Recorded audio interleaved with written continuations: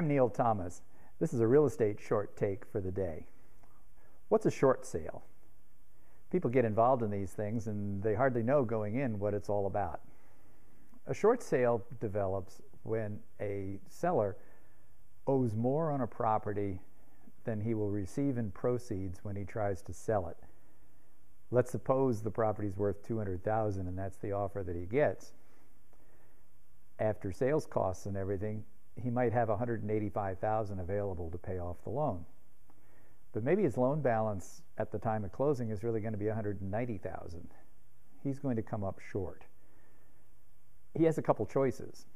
The obvious one is he made a promise to the bank to pay it off, and so he may have to write a check for $5,000 at closing. What if he doesn't have those kinds of funds? He does have the opportunity to try to negotiate something with his lender.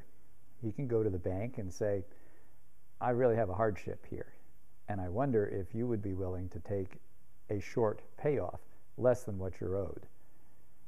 And from there, a negotiation begins.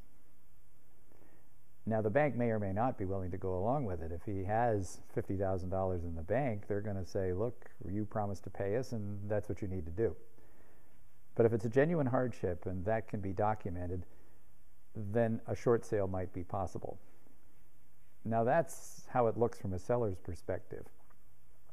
What if you're a buyer and you become interested in a property and are told that it's a short sale? How should you respond?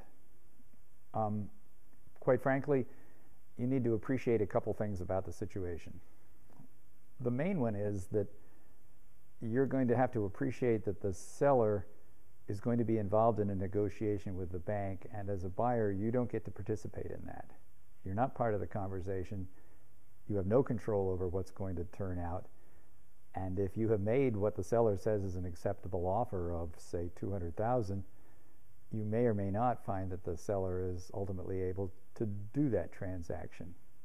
You'll be given a disclosure at the time. The seller will, in effect, tell you in that disclosure, I'm willing to accept your offer, but you need to understand it takes third-party approval. The bank's going to have to go along with this before we can actually move forward and close.